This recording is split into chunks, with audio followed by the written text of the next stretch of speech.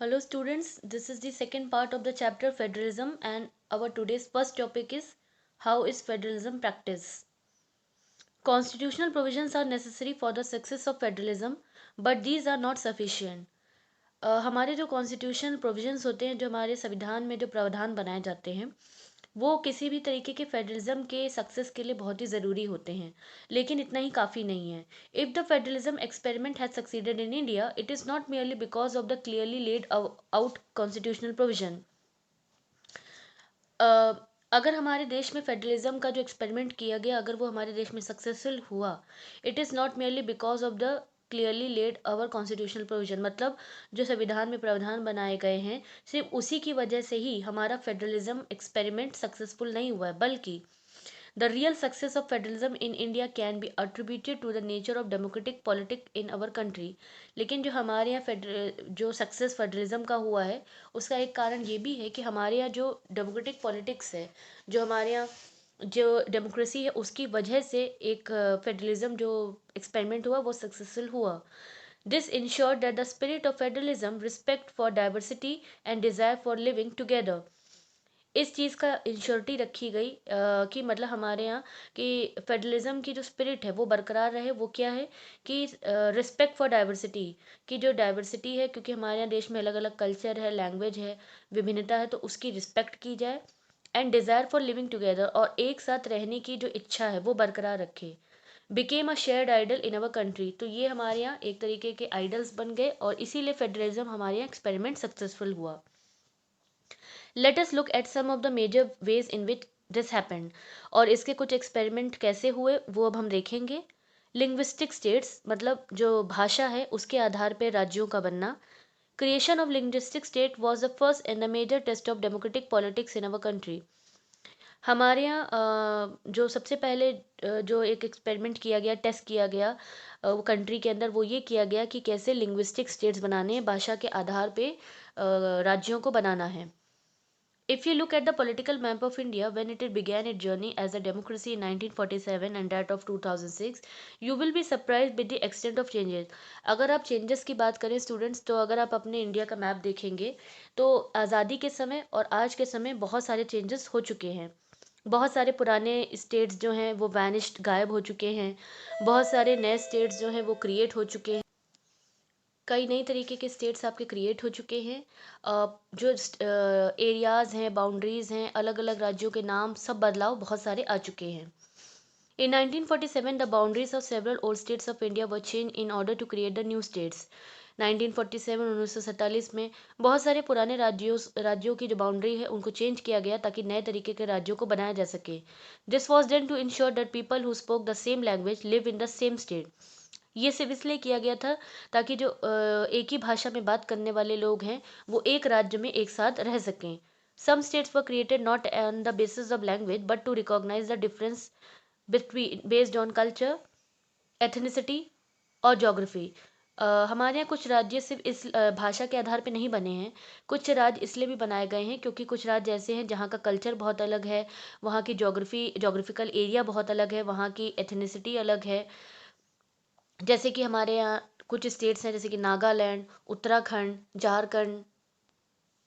When the demand for the formation of state on the basis of language was raised, जब इस तरीके की demand उठने लगी कि राज्यों को बनाना होगा और भाषा के आधार पे बनाना होगा, तो हमारे यहाँ के जो नेशनल लीडर्स थे, जो हमारे यहाँ जो हमारे देश के, उनके अंदर एक डर था that it would lead to the disintegration of country, कि हमारे देश का विभाजन हो जाएगा, हमारे देश की यूनिटी टूट जाएगी. The central government resisted linguistic state for some time, और केंद्र सरकार ने काफ़ी समय तक इस बात पे रोक भी लगा के रखी कि भाषा के आधार पे देश स्टेट्स को ना बनाया जाए. But the experiences has shown that the formation of the linguistic state has actually made the country more United. लेकिन एक्सपीरियंसेस से अनुभव से ये पता चला कि जो भाषा के आधार पर राज्य बने हैं वो एक्चुअली मोर सक्सेसफुल हुआ है और उससे हमारा देश और ज़्यादा यूनाइटेड हो चुका है और काम करना भी और ज़्यादा ईजी हो गया है. सेकेंड जो टेस्ट किया गया था हमारे इंडियन फेडरलिज्म सिस्टम में वो था language policy. Our constitution did not give the status of national language to any one language. हमारे कॉन्स्टिट्यूशन ने किसी भी तरीके की एक लैंग्वेज को नेशनल लैंग्वेज का दर्जा नहीं दिया है। Hindi was identified as an official language, Hindi को ऑफिशियल लैंग्वेज के तौर पे आइडेंटिफाई किया गया, रखा गया।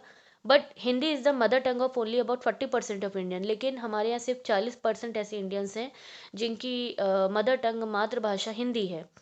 Therefore there was many safeguard to protect the other language, इसलिए ऐसे नियम बनाना और ज़्यादा ज़रूरी थे कि और जितनी भी भाषाएं हैं उनको प्रोटेक्ट किया जा सके और बढ़ावा दिया जा सके। हिंदी के अलावा और बहुत सारी लैंग्वेजेस हमारे यहाँ हैं, बहुत सारी शेड्यूल लैंग्वेज, अलग अलग भाषाएं हमारे यहाँ कॉन्स्टिट्यूशन में प्रिस्क्राइब्ड हैं। अगर कोई भी कैंडिडेट जो है अगर सेंट्रल गवर्नमेंट का एग्ज़ाम देने जाता है, मतलब सेंट्रल गवर्नमेंट की पोजीशन के लिए अप्लाई करता है, तो वो इन भाषाओं में से कोई भी एक भाषा को चुन सकता है और उसमें एग्ज़ाम दे सकता है। A candidate in an examination conducted for the central government position may opt to take the examination in any of these language. State to have their own official language, और राज्यों की भी अपनी अपनी खुद की ऑफिशियल लैंग्वेज होती है। Much of the government work take place in the official language of the concern state, और पर्टिकुलर राज्य की सरकार का, राज्य का काम जो है सरकार का उसी ऑफिशियल लैंग्वेज में होता है, जो राज्य में आपकी लैंग्वेज चल रही होती है। Unlike Sri Lanka, the leader of our country adopted a very cautious attitude in spreading the use of Hindi. Sri Lanka जो फर्स्ट चैप्टर में आपने एग्जाम्पल पढ़ा था, उसको देखते हुए अगर देखा जाए तो हमारे देश के जो लीडर्स हैं उन्होंने भाषा को कैसे यूज़ करना है और हिंदी का स्प्रेड कैसे बढ़ाना है उसको बहुत ही ध्यान से किया। According to the constitution, the use of English for official purpose was to be stopped in 1965. संविधान के अकॉर्डिंग इंग्लिश का इस्तेमाल जो था वो आपका ऑफिस में वो 1965 में लगभग ख़त्म होने वाला था, स्टॉप करने वाला होने वाला था। हाउएवर, लेकिन many non Hindi speaking state demanded that the use of English continue, लेकिन ऐसे भी बहुत से राज्य थे जो हिंदी नहीं बोलते थे, जो मतलब हिंदी का इस्तेमाल नहीं करते थे, तो उन्होंने डिमांड की कि इंग्लिश को कंटिन्यू रखा जाए, एटलीस्ट ऑफिस में सारा काम इंग्लिश में भी हो। जैसे कि तमिलनाडु में क्या हुआ कि ये जो मूवमेंट चला बहुत ही वॉयलेंट, बहुत ही ज़्यादा मतलब हिंसा भी हुई इसमें। The central government responded by agreeing to continue the use of English along with the Hindi for official purpose. तब केंद्र सरकार ने इस बात पे एग्रीमेंट किया कि ठीक है, हिंदी और इंग्लिश दोनों भाषाओं में ही ऑफिस में काम होगा। Many cities think that this solution favour the English speaking allied. Many critics, बहुत सारे आलोचक जो थे उनका ये भी मानना था कि ये जो सोल्यूशन निकाला गया है ये सिर्फ इसलिए किया जा रहा है ताकि जो इंग्लिश स्पीकिंग एलाइट्स हैं, मतलब जो इंग्लिश बोलने वाले अमीर लोग हैं, उनको फेवर किया जा सके। Promotion of Hindi continue to be the official policy of the government of India, और हिंदी का प्रमोशन कंटिन्यू रहा कि गवर्नमेंट ऑफ इंडिया ने इसको कंटिन्यू रखा कि ऑफिशियल पॉलिसी मतलब ऑफिस में काम ज़्यादातर हिंदी में ही होगा। Promotion does not mean that the central government can impose Hindi, promotion का मतलब स्टूडेंट्स ये बिल्कुल भी नहीं है कि केंद्र सरकार ये कह रही है कि सिर्फ हिंदी में ही काम होगा। Can impose Hindi on the state way people speak different language, मतलब जिन राज्यों में अगर लोग हिंदी बात नहीं करते हैं तो इसका मतलब ये नहीं है कि हिंदी में ही काम होगा। मतलब एक तरीके की फ्लेक्सिबिलिटी अप्रोच अपनाई गई कि हिंदी और इंग्लिश दोनों में काम हो और हिंदी को ज़्यादा बढ़ावा भी दिया जाए। The flexibility shown by the Indian political leader help our country avoid the kind of situation that Sri Lanka find itself इन। तो ये जो हमारे इंडियन पॉलिटिकल लीडर्स थे, जो हमारे भारत के जो राजनीतिक लीडर्स थे, उन्होंने इतनी फ्लेक्सिबिलिटी दिखाई, ऐसा काम किया कि हमारे देश में ऐसी सिचुएशन ना आए जैसे कि श्रीलंका में हुई थी, जो कि आपने फर्स्ट चैप्टर में पावर शेयरिंग में पढ़ी होगी। Third, central state relation. जो थर्ड टेस्ट हुआ वो था सेंट्रल और स्टेट का रिलेशन, कि सेंट्रल गवर्नमेंट और स्टेट गवर्नमेंट में रिलेशन कैसे हुए। Restructuring the central state relation in is one more way in which federalism has been stunted in practice. Central और स्टेट के रिलेशन को दोबारा से रीस्ट्रक्चर किया गया जिससे कि फेडरलिज्म को और ज़्यादा मजबूत किया गया। How the constitutional arrangement for sharing power work in reality depend to a large extent on how the ruling party and leader follow these arrangement। हमारे यहाँ पावर शेयरिंग कितनी ज़्यादा रियलिटी में डिपेंड करता है कि जो कॉन्स्टिट्यूशनल अरेंजमेंट्स जो हैं वो कैसे वर्क करेगा, वो तब डिपेंड करता है कि जो रूलिंग पार्टी है, जो पार्टी आपकी सबसे ज़्यादा ऊपर है, जो मजबूत है, पावरफुल है, और जो लीडर्स हैं वो पावर शेयरिंग को कैसे डिवाइड कर रहे हैं, वो अपनी पावर को शेयर कर रहे हैं कि नहीं कर रहे हैं। For a long time, the same party ruled both at the central centre and in most of the state. बहुत ही लंबे समय तक एक ही पार्टी, सेम पार्टी जो है वो आपकी सेंट्रल और मोस्ट ऑफ द स्टेट्स में रूल करती रही है। This mean that the state government did not exercise their right as autonomous federal unit. इसका मतलब क्या है कि जो स्टेट गवर्नमेंट्स थी, जो राज्य सरकारें थी, वो एक्चुअल में अपनी पावर को एंजॉय नहीं कर पा रही थी और आज़ाद तरीके से अपने राइट्स को एंजॉय नहीं कर पा रही थी और अपना काम फ्री होके नहीं कर पा रही थी। As and when the ruling party at the state level was different, the party that ruled at the center tried to undermine the power of the state. In those days, the central government would often misuse the constitution to dismiss the state government that were controlled by the rival party. बहुत ही लंबे समय तक ऐसा देखने को मिला है कि जो सेंट्रल गवर्नमेंट थी वो स्टेट गवर्नमेंट की पावर को यूटिलाइज उसको नहीं करने दे रही थी और सेंट्रल गवर्नमेंट अपनी पावर का गलत तरीके से इस्तेमाल कर रही थी और कॉन्स्टिट्यूशन का भी गलत तरीके से इस्तेमाल कर रही थी ताकि स्टेट गवर्नमेंट अपनी पावर का इस्तेमाल ना कर पाए। तो ये आपका फेडरलिज्म प्रैक्टिस यहाँ पे नहीं हो पा रहा था। All this change significantly after 1990, लेकिन एक काफ़ी बड़ा बदलाव 1990 के बाद आया। This period saw the rise of regional political party in many states of the country. इस पीरियड के दौरान हमने देखा कि हमारे कंट्री के अंदर बहुत सारी रीजनल पॉलिटिकल पार्टी अलग अलग राज्यों में उभर के सामने आई। This was also the beginning of the era of the coalition government, और जिसकी वजह से एक नई शुरुआत हुई जिसे कहा गया कोलिशन गवर्नमेंट। कोलिशन गवर्नमेंट का मतलब होता है student, a kind of government form by the coming together of at least to political party. मतलब जब दो पॉलिटिकल पार्टी आपस में मिलती हैं और एक सरकार बनती है उसको कोलिशन गवर्नमेंट कहा जाता है। Since no single party got a clear majority in the Lok Sabha, the major national party had to enter into an alliance with many party, including several regional party, to form a government at the center. क्योंकि single party जो थी आपकी majority सी लोकसभा में नहीं जीत पा रही थी, तो नेशनल पार्टीज़ की अब ये मजबूरी हो गई कि उनको बहुत सारी रीजनल पार्टीज़ के साथ, छोटी छोटी पार्टीज़ के साथ अलायंस समझौता करना पड़ा ताकि वो सेंटर में सरकार को बना सकें। This led to the new culture of power sharing, जिसकी वजह से क्या हुआ, एक नई तरीके की पावर शेयरिंग हमें देखने को मिली, एक नया तरीके का कल्चर देखने को मिला जहाँ पे पावर को शेयर किया जा रहा है और स्टेट गवर्नमेंट को रिस्पेक्ट भी मिल रही है कि वो ऑटोनॉमी तरीके से फ्री होके अपना काम कर सके। This trend was supported by the major judgment of the Supreme Court that made it difficult for the central government to dismiss the state government in any arbitrary manner. और ये जो चीज़ थी इसको ऐसे सपोर्ट मिला कि सुप्रीम कोर्ट ने भी अपने जजमेंट सुनाए जिससे कि सेंट्रल गवर्नमेंट के लिए काफ़ी डिफ़िकल्ट हो गया कि वो स्टेट गवर्नमेंट को किसी भी तरीके से डिसमिस नहीं कर सकती है किसी भी मैटर पे।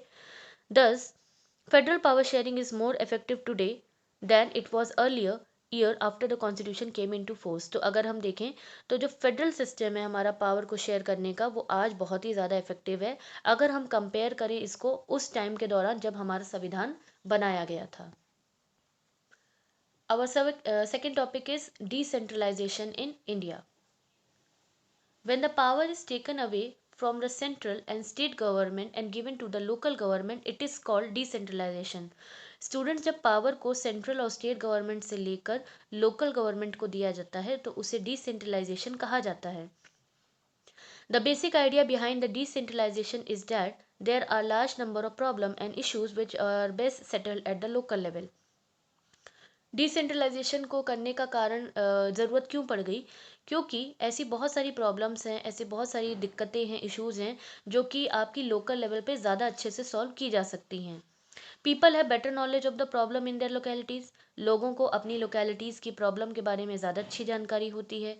दे ऑल्सो हैव बेटर आइडियाज़, उनके पास ज़्यादा अच्छे आइडियाज़ भी होते हैं on where to spend money, के पैसा कहाँ खर्च करना है, how to manage thing more efficiently, और चीज़ों को कैसे अच्छे तरीके से मैनेज करना है। Beside, at the local level, it is possible for the people to directly participate in the decision making. और लोकल लेवल पे लोगों के लिए ये भी पॉसिबल होता है कि अगर कोई फैसला लिया जा रहा है तो वो उसमें डायरेक्टली पार्टिसिपेट भी कर सकते हैं। This help to inculcate a habit of democratic participation, जिसमें कि लोगों के अंदर एक हैबिट आ जाती है कि वो डेमोक्रेटिक तरीके से पार्टिसिपेट कर सकते हैं। Local government is the best ways to realise one important principle of democracy, namely local self government. तो लोकल गवर्नमेंट एक आपका अच्छा एग्जाम्पल है किस चीज़ का, लोकल सेल्फ गवर्नमेंट का। The need for decentralisation was recognise in our constitution. हमारे संविधान में लोकल गवर्नमेंट की नीड या डिसेंट्रलाइजेशन की नीड ज़रूरत लगी। Since then there have been several attempt to decentralise the power to the level of villages and town. तो तब से ऐसी बहुत सारे अटेम्प्ट्स, ऐसी कोशिशें की गई कि पावर को कैसे आपका विलेज, गांव और टाउन्स में पहुंचाया जाए। Panchayat in villages and municipality in urban area were set up in all the state। तो अलग अलग राज्यों में गांव में पंचायत और अर्बन एरिया शहरों में म्यूनिसिपैलिटीज को सेटअप किया गया। But these were directly under the control of state government. लेकिन इनके ऊपर कंट्रोल डायरेक्टली किसका रहेगा? स्टेट, राज्य सरकारों का। Election to these local government were not held regularly. हालांकि यहाँ पर लोकल गवर्नमेंट में इलेक्शन जो है रेगुलरली नहीं होते हैं। Local government did not have any power और रिसोर्स ऑफ देयर ओन। और लोकल गवर्नमेंट का अपना खुद का कोई पावर या अपने खुद के रिसोर्सेज नहीं होते हैं। Thus there was very little decentralisation in effective term. तो डिसेंट्रलाइजेशन बहुत ही कम तौर पे बहुत ही छोटा हुआ। एक मेजर स्टेप 1992 में लिया गया डिसेंट्रलाइजेशन करने का। कॉन्स्टिट्यूशन वॉज अमेंडमेंट, संविधान में बहुत सारे चेंजेस लाए गए और एक थर्ड टायर ऑफ गवर्नमेंट बनाई गई। और जो थर्ड टायर ऑफ गवर्नमेंट जो बनी, जिसे लोकल सेल्फ गवर्नमेंट कहा गया, उसको ज़्यादा पावरफुल, मजबूत और इफेक्टिव कैसे करना है उसके लिए कुछ नियम बनाए गए। जैसे कि now it is constitutionally mandatory to hold the regular election to local government body. कि अब ये संविधान तौर पे मैंडेटरी कंपलसरी हो गया कि रेगुलर इलेक्शन होंगे लोकल गवर्नमेंट के, और सीट्स को रिजर्व करके रखना होगा शेड्यूल कास्ट, शेड्यूल ट्राइब्स के लिए, और एटलीस्ट 1/3 सीट्स जो है वुमेंस के लिए रिजर्व करके रखनी होंगी। और स्टेट इलेक्शन कमीशन जो है आपका एक बनेगा, जो कि पंचायत और म्यूनसिपल इलेक्शन का इलेक्शन करवाएगा। और स्टेट गवर्नमेंट को अपनी कुछ पावर और अपने कुछ रिसोर्सेज, रेवेन्यू को लोकल गवर्नमेंट के साथ शेयर करना होगा। ये शेयरिंग जो है अलग अलग वेरी कर सकती है state to state. Local self government को हम पंचायती राज के नाम से जानते हैं। ईच विलेज और a group of village in some state has a gram panchayat. हर गांव में या एक ग्रुप ऑफ विलेजेस, कुछ अगर एक राज्य में कुछ ग्रुप ऑफ विलेजेस कह लें या ईच विलेजेस में काउंट कर लें, तब आपकी ग्राम पंचायत बनती है। This is a council consisting of several ward member. ये काउंसिल होती है जिसमें बहुत सारे वार्ड मेंबर्स होते हैं, जिन्हें पंच कहा जाता है या प्रेसिडेंट कहा जाता है या सरपंच कहा जाता है। They are directly elected by all the adult population living in that ward.